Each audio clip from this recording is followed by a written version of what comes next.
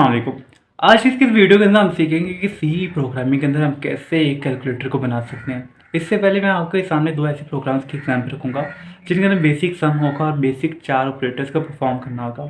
इसलिए होगा कि आपको सी की हेडर फाइल और उसकी बेसिक के जो स्टेप है जो हर प्रोग्राम के अंदर रिपीट होते हैं उनसे सारी की सारी आगाही हो जाए और इसके बाद आप उनको कैलकुलेटर की तरफ लेके जाऊँगा जो कि एक एडवांस लेवल होगा।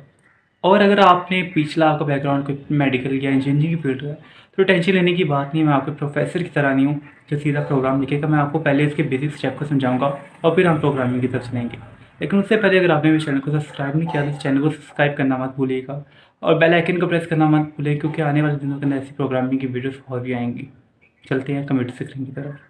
सबसे पहले विजुअल बेसिक ओपन कर लिया और यहाँ न्यू फाइल के ऊपर आगे मैंने टेक्स्ट बिल्ट इन फाइल कर लिया और यहाँ मैंने आगे कोडिंग स्टार्ट कर दी। सबसे पहले हम सी की जब भी लैंग्वेज शुरू करेंगे तो हम ऊपर ये दो हेडर फाइल्स को लास्ट में लगाएंगे। Hashtag include greater small tank का साइन और बीच में आएगा stdio.io.h। फिर नीचे आएगा include greater and small tank का साइन और बीच में आएगा कोलन.h। ये दो हेडर फाइल्स को हर सी की लैंग्वेज के अंदर सबसे ऊपर लगाया जाता है। प्रोग्राम जितना मर्जी हो लेकिन इन दोनों को लास्ट में लगाया जाता है।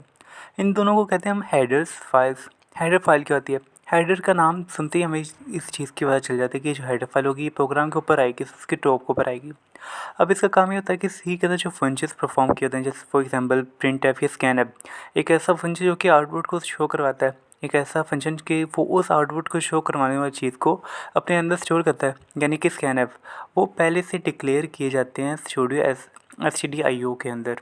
ऐसे फंक्शन को हम कहते हैं प्री डिफाइंड फंक्शन जो कि सी की लैंग्वेज के अंदर पहले से प्री डिफाइन किए जाते हैं ताकि यूज़र के लिए काफ़ी ज़्यादा आसानी हो इन प्रोग्राम्स को बनाने के लिए, इन कमांड्स को यूज़ करने के लिए। दूसरी तरफ आ जाते हैं यूज़र डिफाइंड फंक्शन जो कि यूज़र अपनी मुताबिक बनाता है। उसके अंदर डिटेल के अंदर जाने की हमें कोई ज़रूरत नहीं है अभी। इन हेडर फाइल्स को ऐड करने के बाद जो तीसरा फंक्शन होता है वो होता है इंट मेन के फंक्शन को लगाना। इंट मेन के फंक्शन के बाद जो ब्रैकेट यूज़ होती हैं ये होता है उस प्रोग्राम का स्कोप। इसके अंदर जो भी हम कमांड लिखेंगे वो एक्सिक्यूट सी का जो कंपाइलर है वो उसको लाजमी एक्सिक्यूट करेगा।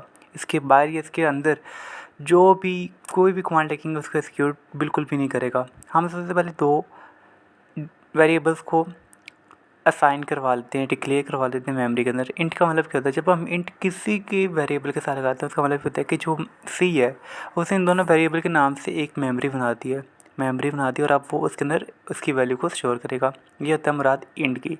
अब हम एक प्रिंट एफ, एक प्री डिफाइंड फंक्शन को यूज़ करें। प्रिंट एफ क्या होता है? आउटपुट की स्क्रीन के ऊपर यूज़र को शो करवाने वाला मैसेज। ये मैसेज भी हो सकता है और ये कोई वैल्यू भी हो सकती है। हम यहाँ लिखते हैं इंटर फर्स्ट नंबर और एंड पे डालते हैं सेमीकोलन।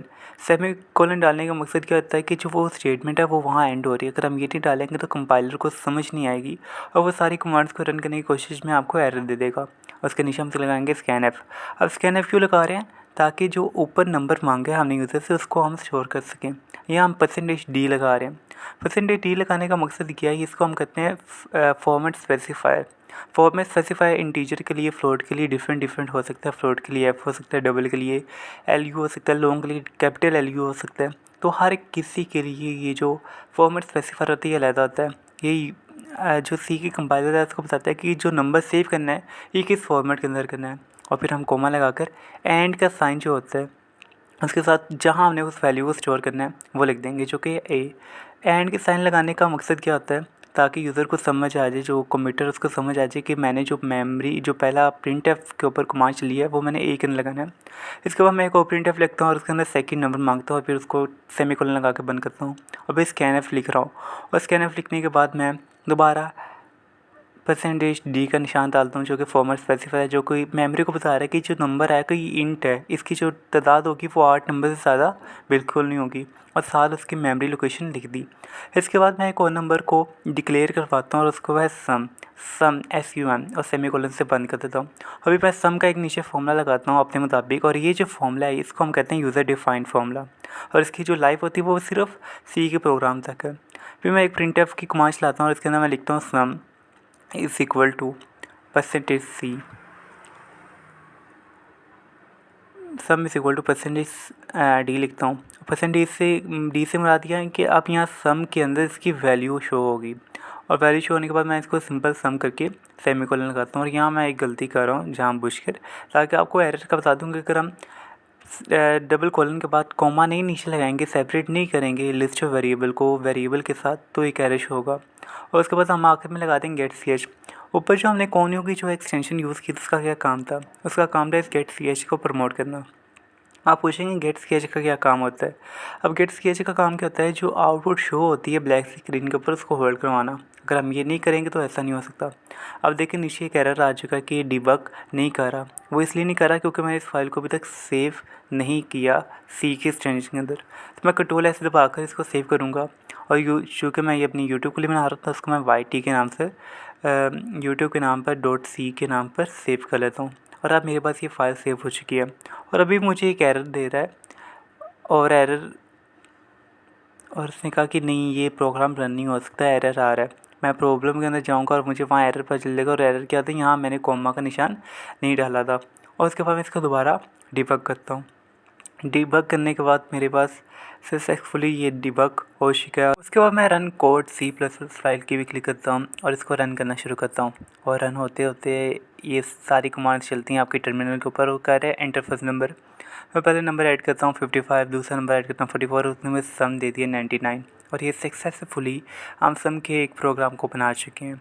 और ये था हमारा इनिशियली तौर पर सम का पहला प्रोग्राम। अब मैं इसी प्रोग्राम के अंदर बाकी 3 बेसिक कैलकुलेशन को भी ऐड करना चाहूँगा, जो कि सब्ट्रैक्शन, मल्टीप्लिकेशन और डिवीजन की हैं। तो सब्ट्रैक्ट के लिए मैं सबसे पहले क्या करूँगा, जैसे मैंने सम को डिक्लेयर करवाया था। इंट का हमेशा काम होता है डिक्लेयर करवाना। डिक्लेयर क्या होता है, मेमोरी के अंदर वैल्यू को बता देने कि भाई अब इसके नाम का कोई भी इंटीजर आएगा तो उन्होंने हैंडल करना है। या मैंने मल्टीप्लिकेशन का एक वेरिएबल को डिक्लेयर करवा दिया।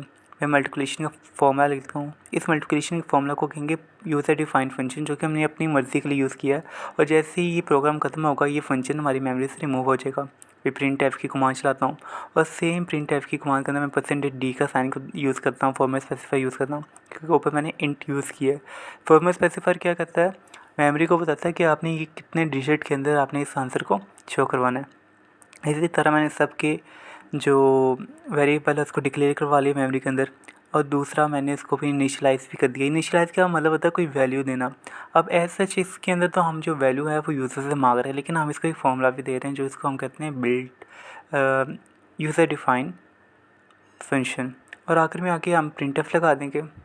प्रिंट एफ के अंदर भी सेम सब लिखा। फिर आगे मैंने इक्वल टू %d का साइन डाला, फॉर्मेट स्पेसिफाई का मैं बार बार रिपीट करूँ ताकि आपके लिए चाहूँ। और आगे मैंने डिवीजन का भी इंट के साथ लगाया, जबकि हम डिवीजन का फ्लोट के साथ भी कर सकते हैं। फ्लोट के साथ करेंगे तो ज़्यादा एक्यूरेसी आएगी। डिवीजन लिखा, उसको इनिशियलाइज़ करवाया, उसका आगे फॉर्मूला लगा दिया और आखिर में हम उसका प्रिंट एफ यूज़ कर रहे हैं। अब यहाँ ऊपर जो ए भी है ना वो हमने इंट के अंदर डिक्लेयर करवा दिया, लेकिन अब हम चाहते हैं कि इसका जो आंसर है फ्लोट के अंदर आए। तो जब हमने डाटा टाइप को चेंज करना हो डिवीजन के अंदर तो हम उस ए बी के साथ ब्रैकेट के अंदर फ्लोट लगा देंगे। इसी तरह मैं अब यहाँ इंट को भी चेंज कर रहा हूँ फ्लोट के अंदर, ताकि जो आंसर है वो डिजिट्स के अंदर आए। कुछ ऐसी वैल्यूज़ होती हैं, फॉर एग्जांपल 4 को डिवाइड करूँ मैं 3 के अंदर तो उसका आंसर पॉइंट्स के अंदर मैं चाहता हूँ, तो मैं यहाँ फ्लोट के ऑप्शन को यूज़ कर रहा हूँ। अगर मैं ए बी के साथ फ्लोट ना लगाता तो वो मुझे आंसर हमेशा इंटीजर के अंदर ही देता, क्योंकि ऊपर जो ए बी है वो इंटीजर के अंदर स्पेसिफाई हुआ है। फिर मैं प्रिंट एफ के अंदर आया और यहाँ मैंने डिवीजन के फॉर्मूला लगाया और यहाँ div इक्वल टू % के साइन के बाद मैंने 0.2f लगाया। 0.2f का मतलब ये है कि जो मैं आंसर चाहता हूँ वो डेसिमल पार्ट के बाद 2 डेसिमल पार्ट तक का आंसर चाहता हूँ। अगर मैं यहाँ 0.2 नहीं लगाऊंगा तो जितने 15 के 15 जो करेक्टर्स होते हैं फ्लोटिंग के अंदर पॉइंट्स होते हैं उतना आंसर आ जाएगा। अभी मैंने डिवीजन की वैल्यू लगा दी और फिर मैं इसको डिबग करता हूँ। और डिबग करने के लिए आपकी टर्मिनल से पिछली वैल्यूज़ को लास्ट में रिमूव कर लीजिएगा। और डिबग कर लिया सक्सेसफुली, कोई एरर नहीं आया इसके अंदर। और उसने कहा मुझे पहला नंबर एंटर करो, तो पहला नंबर मैं एंटर करता हूँ 6, दूसरा नंबर मैं ऐड करता हूँ 11। उसके बाद उन्होंने चारों की चारों कैलकुलेशन दे दी, सम की, सब्ट्रैक्शन की, डिवीजन की और मल्टीप्लिकेशन की। ये था दूसरा हमारा प्रोग्राम जिसके अंदर हम 4 बेसिक कैलकुलेशंस को परफॉर्म करते हैं। इस तरह का मैं वहाँ से 0.2 हटा दूँ और सिंपल फ्लोट आन दूँ तो देख के नीचे आंसर 7 डिजिट्स के अंदर आया, जो कि उसके फॉर्मेट स्पेसिफायर की वजह से आया। इसको कहते हैं हम फॉर्मेट स्पेसिफायर का काम, और इससे काफ़ी ज़्यादा हम आंसर के प्रिसाइजेशन को ला सकते हैं। अब बारी है कैलकुलेटर बनाने के लिए। वो कैलकुलेटर बनाने के लिए सबसे पहले वही काम करेंगे जो कि हमने सम और बेसिक फंक्शन के अंदर किया, हेडर फाइल्स को इंक्लूड करने का। दोबारा रिपीट करते हैं कि हेडर फाइल्स का काम क्या होता है, अपने कोडिंग के बॉडी के अंदर, जो ब्रैकेट के अंदर जो बॉडी होती है सी लैंग्वेज की, उसके अंदर जो भी प्री डिफाइंड फंक्शन है उसको अपने अंदर स्टोर करते हैं। अगर हम stdio की बात करें तो उसके अंदर printf और scanf के फंक्शन स्टोर होते हैं। कोनियो की बात करें तो उसके अंदर getch का होता है। और int मेन भी वैसे का वैसा आ गया। अब हमने यहाँ ब्रैकेट के अंदर हम कोडिंग स्टार्ट करना शुरू करेंगे। मेन का जो मतलब ये कहता है कि ये जो वैल्यू रिटर्न करेगा वो कुछ भी नहीं होगी। पहले मैंने इंट लिख लिया। इंट क्या काम करता है? इंट मैं बार रिपीट करूँगी, वेरिएबल को मेमोरी के अंदर डिक्लेयर करवा देता है कि इस जैसे वेरिएबल आके बॉडी के अंदर यूज़ होंगे। इंट के अलावा हम लॉन्ग को भी यूज़ कर सकते हैं और डबल को भी यूज़ कर सकते हैं और फ्लोट को भी यूज़ कर सकते हैं। अब इनको यूज़ कहाँ कहाँ करना है? अगर आपकी वैल्यू काफ़ी ज़्यादा लंबी है तो हम लॉन्ग को यूज़ कर सकते हैं, अगर बहुत लंबी है हम डबल को, और अगर हम वो पॉइंट्स के अंदर है तो हम उसको फ्लोट के अंदर।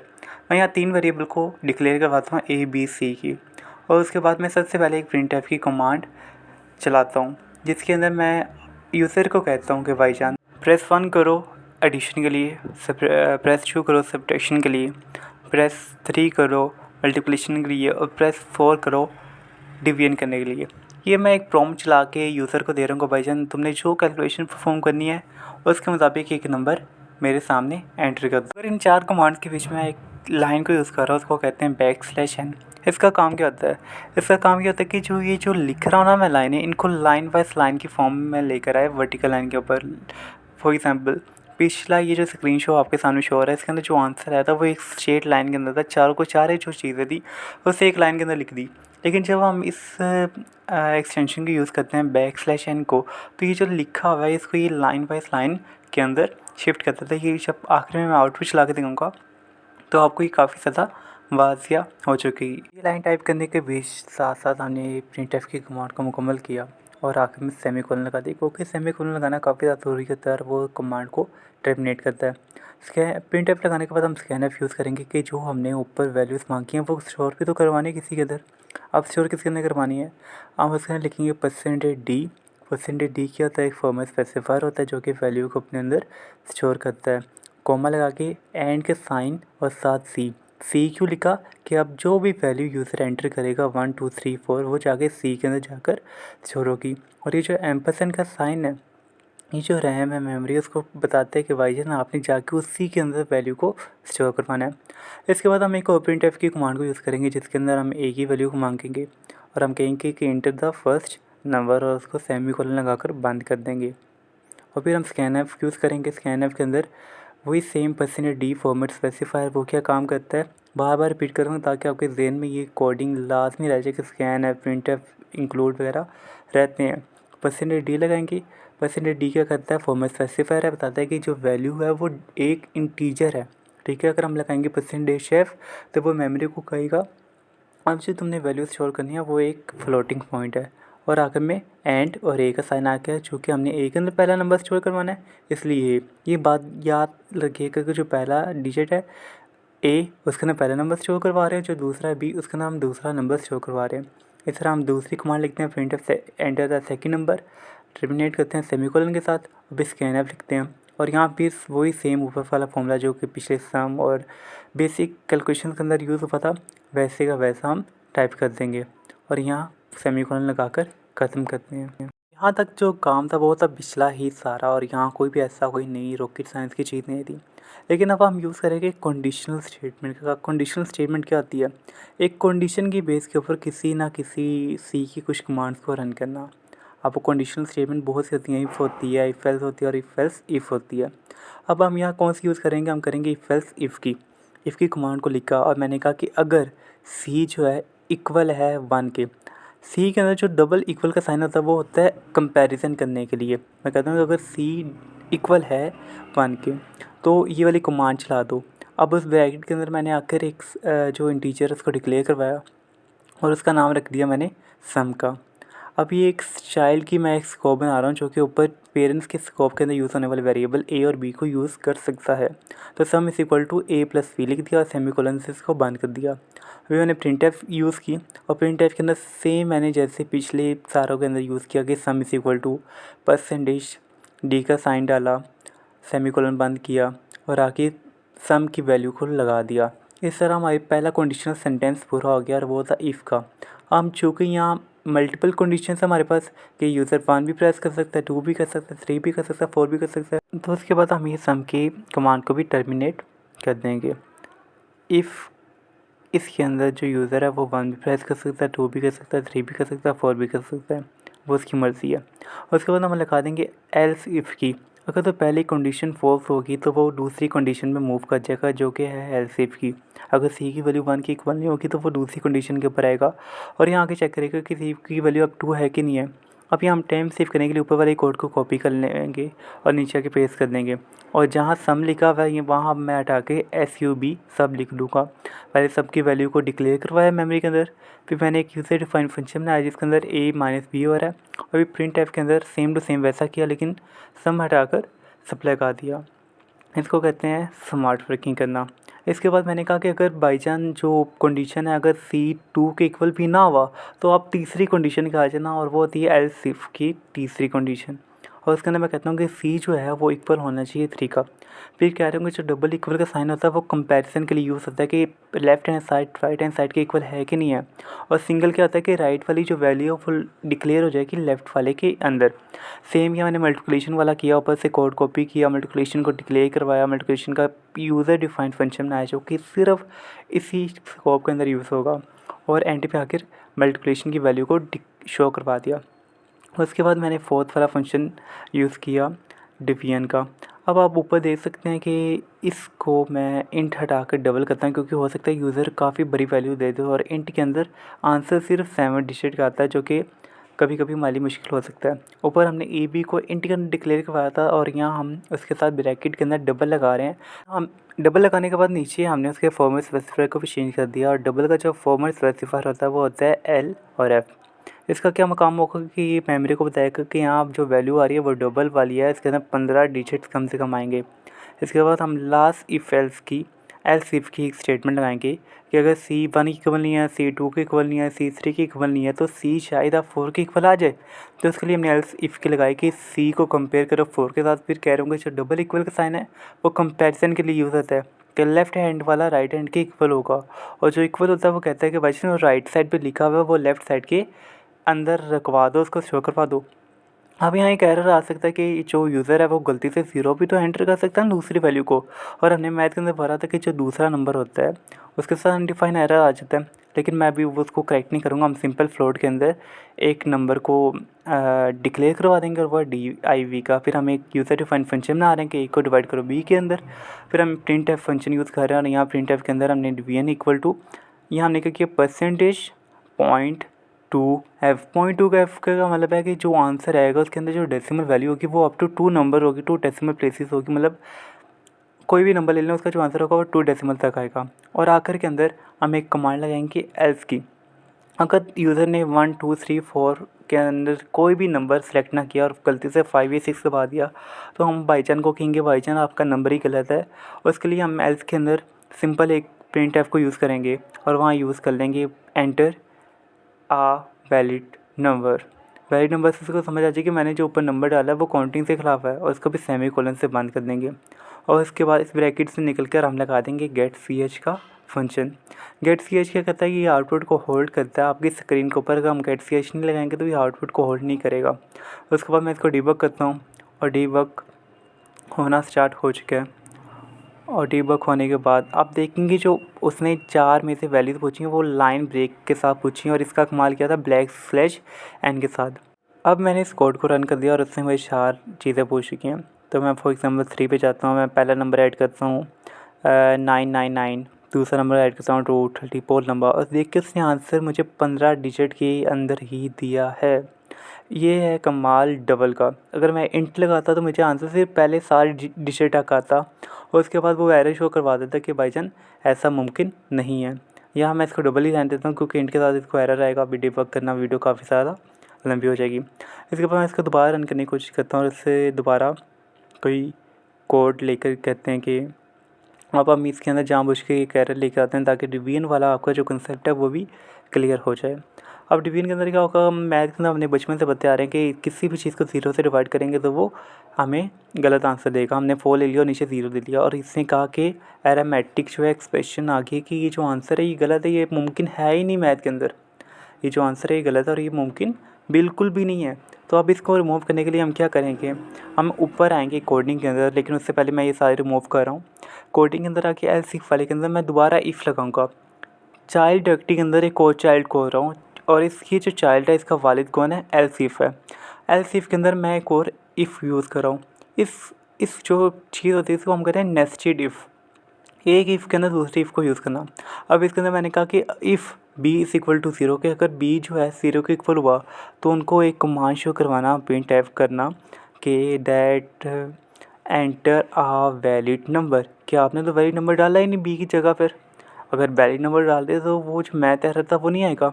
अब जो नीचे वाला वो भी तो मैंने चलाना ना, कि अगर उसने b मुझे ना दिया, b 0 के इक्वल ना दिया और b कोई सी नंबर दिया तो इसको रन करने के लिए मैं कौन सा यूज़ करूँगा, एल्स का। इफ़ एल्स का क्या फॉर्मूला है, अगर तो सही हो गया तो इस, अगर गलत हो गया तो एल्स वाली स्टेटमेंट चलेगी। और अगर उसने b 0 के इक्वल ना दिया तो मेरे कौन सी स्टेटमेंट चलेगी, एल्स की। फिर मैं इसका डीबग करता हूँ और डीबग करने के बाद सारी कैलकुलेशंस वगैरह हो रही है और ये चली जा रहा है। और उसने आके मेरे से कहा 4 नंबर वैल्यूज़ पुट करो। मैं 4 डिवीजन पे क्लिक करता हूँ। इस जगह मैं पहले 8 करता हूँ, उसको 0 से डिवाइड करता हूँ, कहा एंटर अ वैलिड नंबर। ये कमाल था इफ़ एल्स के अंदर इफ़ को यूज़ करने का, जिसको हम कहते हैं नेस्टेड इफ़। अगर सही होगी तो पहले ही चल जाएगी, अगर गलत होगी तो दूसरी पर लाजमी ऑटोमेटिक तौर पर चला जाएगा। अब मैं इन 4 नंबर्स के अलावा कोई नंबर देता हूँ। फॉर एग्जांपल मैं इसको कह देता हूँ कोई भी नंबर 6 ले लो। उसने कहा पहला नंबर ऐड कर दो, दूसरा भी कर दो। फिर दूसरे के बाद उसने कहा भाईजान जाके कोई वैलिड नंबर दो, क्या गलत गलत नंबर दी जा दो। ये दोनों स्टेटमेंट सेम हो गया तो मैं इसको चेंज कर देता हूँ inter a valid number for calculation के लिए मैंने दिया। इसके बाद मैंने इसको सेव कर लिया है ताकि मेरे पास ये सेव रहे। अब इसके बाद क्या कहता है, मैं इसको बंद करता हूँ और इसको मैं ब्लैक स्क्रीन के ऊपर रन करके दिखाता हूँ कि ब्लैक स्क्रीन के ऊपर कैसे काम करता है और गेट स्केच का यहाँ का क्या खाना है। ये वाईटी से बनाया था तो ये देखें जिसका पे एप्लीकेशन लिखा होगा वो ब्लैक स्क्रीन वाला होगा, जिसके आगे एप्लीकेशन होगा वो इसका ब्लैक स्क्रीन वाला होगा। कि आपका प्रोग्राम असल में ऐसा दिखता है। मैंने कहा 3 नंबर है, पहले मैंने एक नंबर डाला 41411 से मल्टीप्लाई किया, उसने मुझे शो करवा दिया। फिर मैं दोबारा उस यूट्यूब वाले को खोलता हूँ, फिर पहला नंबर 77 ऐड करता हूँ, फिर उसने कहा कि एंटर वैलिड नंबर डाल सी का चार्ट। और हम आगे जाके ऐसे मज़ीद प्रोग्राम बनाएंगे जो कि आगे प्रोग्रामिंग बेस को काफ़ी ज़्यादा स्ट्रॉन्ग कर देंगे। लेकिन अगर आपको मेरी एफर्ट पसंद आई है, मेरा ये बोलना पसंद आया तो मेरे चैनल को प्लीज़ सब्सक्राइब कर दीजिएगा और नीचे प्लीज़ कमेंट पास कर दीजिएगा। मुझे पता चले कि आपने इस वीडियो को पूरा देखा और आपके ज़हन में कोई अगर सवाल है तो आप कमेंट सेक्शन के अंदर पूछ सकते हैं। मिलते हैं नेक्स्ट वीडियो के अंदर इसी उम्मीद के साथ कि अल्लाह ताला आपको कामयाबी अता फरमाए और आपको आपके माँ बाप को हयात रखे। अल्लाह हाफ़िज़।